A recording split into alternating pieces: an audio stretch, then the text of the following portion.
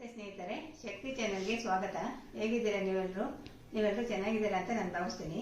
ಇವತ್ತು ನಾನು ಮಾಡಿ ತೋರಿಸ್ತಿರೋ ರೆಸಿಪಿ ಹರಳು ಸಂಡಿಗೆ. ಇದು ಊಟದ ಜೊತೆ ನೆಂಚ್ಕೊಳ್ಳೋದಕ್ಕೆ ತುಂಬಾನೇ ಚೆನ್ನಾಗಿರುತ್ತೆ. ರಸಂ ಮಾಡಿದಾಗ, ಸಾಂಬಾರು ಮಾಡಿದಾಗ ಮತ್ತು ತಿಳಿಸಾರು ಮಾಡಿದಾಗ ಊಟದ ಜೊತೆ ನೆಂಚ್ಕೊಳ್ಳೋದಕ್ಕೆ ತುಂಬಾನೇ ಚೆನ್ನಾಗಿರುತ್ತೆ. ಇವಾಗ ನಾನು ಹರಳು ಸಂಡಿಗೆನ ಹೇಗೆ ಮಾಡೋದು ಅಂತ ನಾನು ತೋರಿಸ್ತೀನಿ. ಹೊಸದಾಗಿ ಯಾರು ನನ್ನ ಚಾನಲ್ನ ನೋಡ್ತಿದ್ದೀರಾ ಸಬ್ಸ್ಕ್ರೈಬ್ ಮಾಡ್ಕೊಂಡು ನೋಡ್ರಿ, ಮತ್ತೆ ಬೇರೆಯವ್ರಿಗೂ ಕೂಡ ಶೇರ್ ಮಾಡ್ರಿ. ಇವಾಗ ನಾನು ಏನೇನು ಪದಾರ್ಥ ಬೇಕಂತ ಹೇಳ್ತೀನಿ, ಬನ್ರಿ. ಇವಾಗ ನೋಡಿ ಏನೇನು ಪದಾರ್ಥ ಬೇಕಂತ ಹೇಳ್ತೀನಿ. ಇದು ಹರಳು ಅಂದ್ರೆ ಈ ತರ ಇರುತ್ತೆ. ಇದರಲ್ಲಿ ಇವಾಗ ನಾನು ಹರಳು ಸಂಡಿಗೆನ ಹೇಗೆ ಮಾಡೋದು ಅಂತ ನಾನು ತೋರಿಸ್ತೀನಿ. ಇವಾಗ ಹರಳು ತಗೊಂಡಿದ್ದೀನಿ ನಾನು. ಇದು ಬೂದುಗುಂಬಳಕಾಯಿ, ಸಬ್ಬಕ್ಕಿನ ಬೇಯಿಸಿದ ಮೇಲೆ ನೋಡಿ ಈ ತರ ಇರುತ್ತೆ. ಸಬ್ಬಕ್ಕಿನ ನಾನು ಬೇಯಿಸಿ ಇಟ್ಟಿದ್ದೀನಿ. ಇಂಗು ಮತ್ತೆ ಹಸಿರು ಮೆಣಸಿನ್ಕಾಯಿ. ಇವಾಗ ಇಷ್ಟನ್ನು ಹಾಕ್ಬಿಟ್ಟು ನಾನು ಹರಳು ಸಂಡಿಗೆನ ಹೇಗೆ ಮಾಡೋದು ಅಂತ ನಾನು ತೋರಿಸ್ತೀನಿ. ಇವಾಗ ನಾನು ಹರಳನ್ನ ತಗೊಂಡಿದ್ದೀನಿ. ಈ ಹರಳನ್ನ ತಗೊಂಡಾದ್ಮೇಲೆ ಇವಾಗ ಇದಕ್ಕೆ ನೀರು ಹಾಕ್ಬೇಕು. ನೀರು ಹಾಕ್ಬಿಟ್ಟು ವಾಶ್ ಮಾಡ್ಕೋಬೇಕು. ಜಾಸ್ತಿ ಹೊತ್ತು ನೆನೆಸ್ಬಾರ್ದು, ಸ್ವಲ್ಪ ನೆನೆಸ್ಬೇಕು. ಅದೇ ಈ ಥರ. ಇದರಲ್ಲಿ ಹರಳಲ್ಲಿ ಗಲೀಜಿರುತ್ತೆ, ಅದಕ್ಕೋಸ್ಕರ ಈ ಥರ ಸ್ವಲ್ಪ ನೀರು ಹಾಕ್ಬಿಟ್ಟು ಸ್ವಲ್ಪ ವಾಶ್ ಮಾಡ್ಕೋಬೇಕು.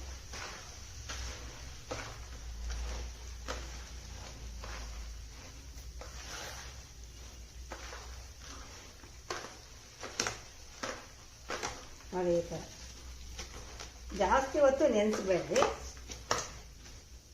ಇವಾಗ ಇದು ಹಿಂಡಿ ಒಂದು ಬೇರೆ ಪಾತ್ರೆಗೆ ತೆಗೆದಿಟ್ಕೋಬೇಕು. ಇವಾಗ ನೆನೆಸಿರೋ ಸಬ್ಬಕ್ಕಿನ ಈ ಥರ ಹಿಂಡಿ ಬಿಟ್ಟು, ನೆನೆಸಿರೋ ಹರಳನ್ನ ಈ ಥರ ಹಿಂಡಿ ಬಿಟ್ಟು ತೆಗೆದಿಟ್ಕೋಬೇಕು.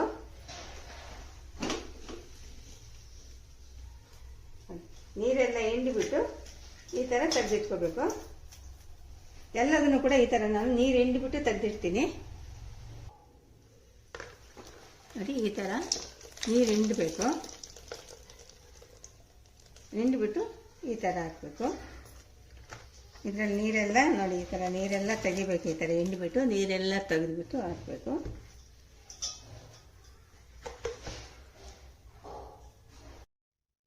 ಇವಾಗ ನೋಡಿ ನೀರೆಲ್ಲ ಹಾಕ್ಬಿಟ್ಟು ನಾನು ಚೆನ್ನಾಗಿ ನೀರೆಲ್ಲ ತೆಗೆದುಬಿಟ್ಟು ಹಿಂಡಿ ಇಟ್ಟಿದ್ದೀನಿ. ಇವಾಗ ಇದನ್ನ ಈ ಟಬ್ಬಿಗೆ ಹಾಕ್ಕೊತೀನಿ. ಚೆನ್ನಾಗಿ ವಾಶ್ ಮಾಡಿಬಿಟ್ಟು ಒಂದೆರಡು ಸಾರಿ ಬೇಗ ಮಾಡಬೇಕು. ಜಾಸ್ತಿ ನೆನೆಸ್ಬಾರ್ದು, ಹರಳನ್ನ ಜಾಸ್ತಿ ನೆನೆಸ್ಬಾರ್ದು. ಇವಾಗ ನೆನೆಸಿರೋ ನಾನು ಹರಳನ್ನ ಇವಾಗ ಒಂದು ಟಬ್ಬಿಗೆ ತೆಗೆದಾಕಿದ್ದೀನಿ.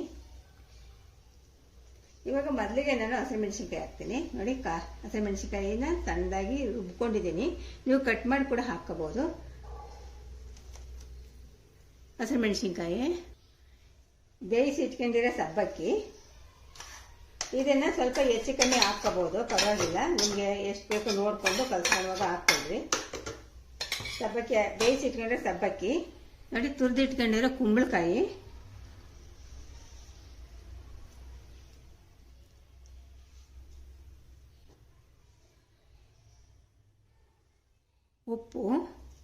ಉಪ್ಪು ನೋಡ್ಕೊಂಡು ಹಾಕ್ಕೊಳ್ರಿ. ಇಂಗು ಸ್ವಲ್ಪ ಹಾಕ್ತೀನಿ. ಇಷ್ಟು ಹಾಕಿದ್ಮೇಲೆ ಚೆನ್ನಾಗಿ ಕಲಿಸ್ಬೇಕು. ನೀರು ಹಾಕದೇನೆ ಚೆನ್ನಾಗಿ ಕಲಿಸ್ಬೇಕು.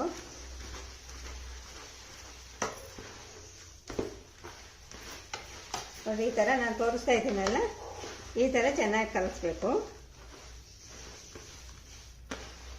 ತುಂಬ ಅದಿಮಿ ಕಲಿಸ್ಬೇಡ್ರಿ, ತುಂಬ ಪುಡಿ ಆಗಬಾರ್ದು.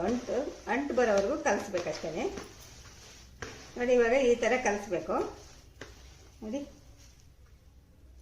ಈ ಥರ ಕಲಿಸ್ರಿ.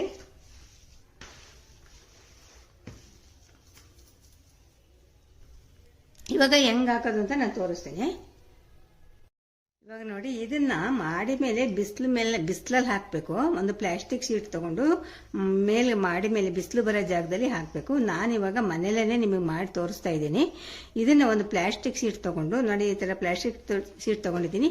ನೀವು ಮಾಮೂಲಿ ಪ್ಲಾಸ್ಟಿಕ್ ಶೀಟ್ ಬರುತ್ತಲ್ಲ, ಪ್ಯಾಕಿಂಗ್ ಎಲ್ಲ ಬರುತ್ತಲ್ಲ, ಆ ಶೀಟಲ್ಲಿ ಮಾಡಿರಿ. ನಾನಿವಾಗ ಈ ಶೀಟ್ನಲ್ಲಿ ಮಾಡಿ ತೋರಿಸ್ತಾ ಇದ್ದೀನಿ.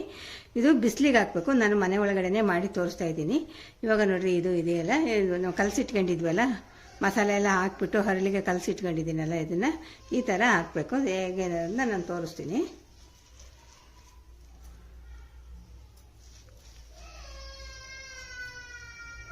ಅದುಂಬಾರ್ದು ನೋಡಿ, ಈ ಥರ ತಗೊಂಡು ಅದುಂಬದೇನೆ ಈ ಥರ ಹಾಕ್ಕೊಂಬರ್ಬೇಕು ಸೀಟ್ ಮೇಲೆ. ಇದು 2-3 ದಿವಸ ಬಿಸಿಲಲ್ಲಿ ಒಣಗಿಸ್ಬೇಕಾಗತ್ತೆ.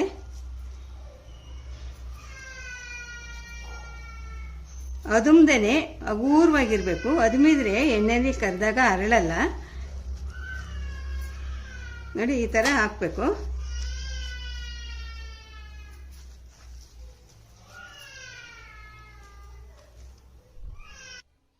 ನೋಡಿ ಈ ಥರ ಉಂಡೆನ ಹಾಕಬೇಕು. ಈ ಥರ ಹಗೂರವಾಗಿ ಹಾಕಬೇಕು. ಹಗೂರವಾಗಿ ಹಾಕಿದರೆ ಎಣ್ಣೆಲಿ ಕರಿದ ತಕ್ಷಣ ಹರಳುತ್ತೆ.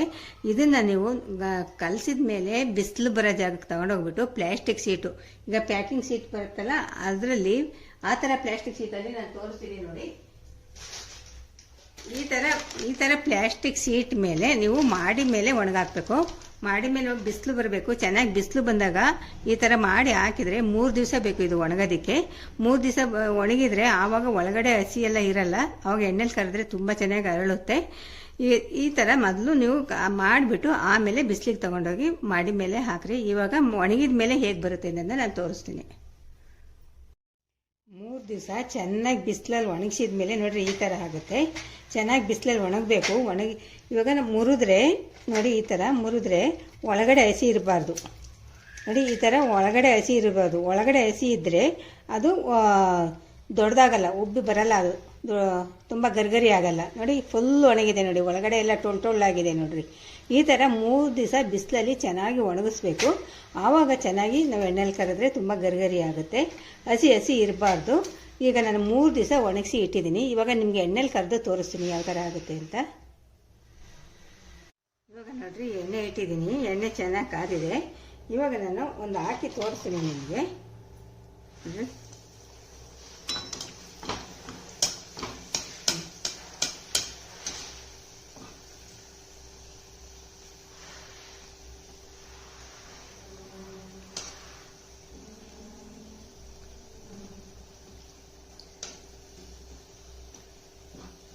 ಎರಡೂ ಕಡೆ ಈ ಥರ ಕೆಂಪಾಗೋವರೆಗೂ ಕೂಡ ಕರೀರಿ ಎಣ್ಣೆಯಲ್ಲಿ.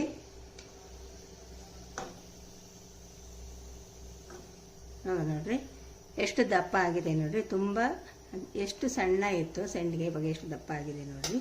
ಅರಳ್ಕೊಳುತ್ತೆ, ಚೆನ್ನಾಗಿ ಅರಳ್ಕೊಳುತ್ತೆ. ಇವಾಗ ಇನ್ನೊಂದು ಎಣ್ಣೆನ ಕರೆದು ನಿಮಗೆ ತೋರಿಸ್ತೀನಿ ನೋಡ್ರಿ. ಇವಾಗ ನೋಡ್ರಿ ಇನ್ನೊಂದು ಕರಿತೀನಿ ಎಣ್ಣೆಯಲ್ಲಿ. ನೋಡಿ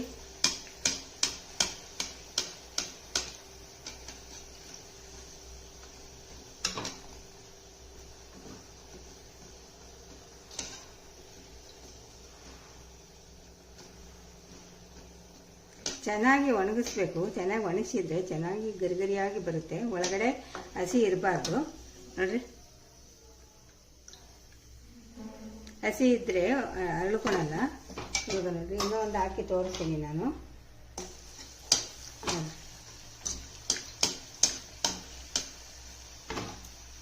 ಎಣ್ಣೆ ಜಾಸ್ತಿ ಇಟ್ಟರೆ ಈ ಥರ ಮೇಲೆ ಹಾಕೋಷ್ಟೇನಿರಲ್ಲ.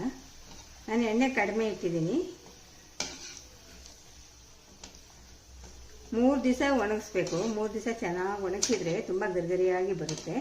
ಒಳಗಡೆ ಹಸಿ ಇರಬಾರ್ದು. ನೋಡಿದ್ರಲ್ವಾ?